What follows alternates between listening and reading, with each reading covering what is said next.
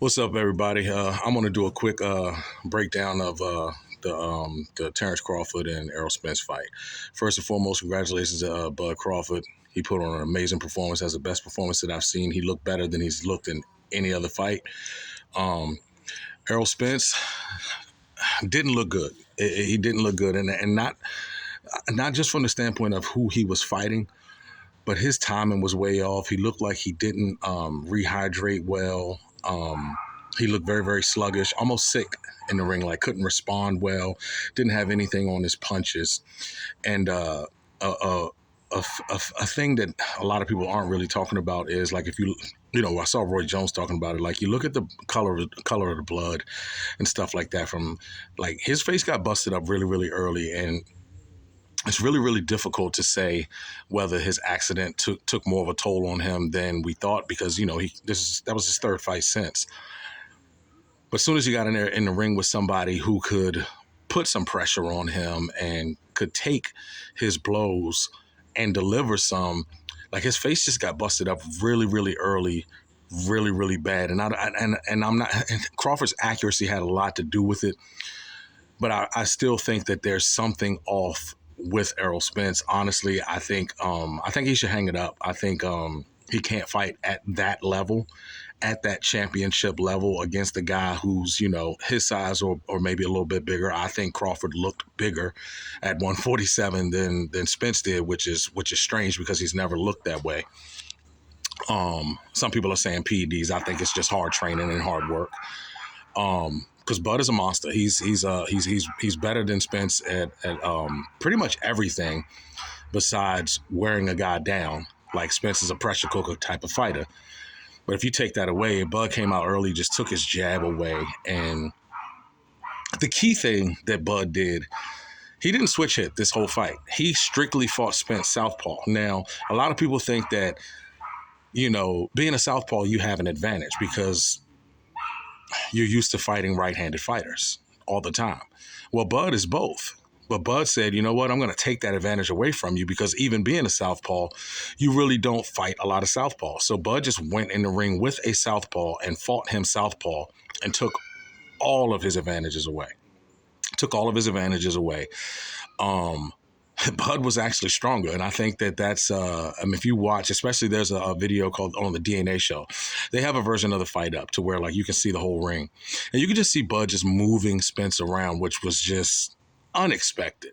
He was way stronger physically. Like he's literally picking him up, grabbing him by his elbows and pushing him around and putting him in the positions where he wants him to be at, and forcing Spence to fight out of those positions and then countering when he opens up. Like Bud put on a master class.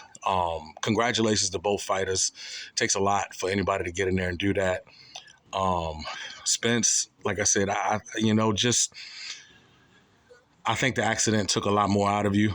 I think your camp should be real and honest with you about that. Like I think that accident took a lot more out of you than we would have ever known until you fought someone of this caliber, of equal or better caliber. But congratulations to both guys. And Spence had the heart of a warrior the whole time, got up every single time, wanted to continue to fight. He wanted to go out on his shield. The ref stopped it, which was the right stoppage. Spence is a true warrior. Now, moving forward for Bud, a lot of people don't want to see this fight because Boots hasn't done anything according to. I think there's certain exceptions though. Boots Ennis is a really, really good fighter. And he's young, he's hungry, he's got the experience. He's been fighting since he was little. He's a second generation fighter. I think his craftiness, his size, I think that could pose some problems for Bud Crawford. Right now, without a doubt, though, Bud Crawford is the best fighter in the world, pound for pound, boxer. I'm not including the MMA guys and stuff. But pound for pound, Bud Crawford is the best boxer on the planet.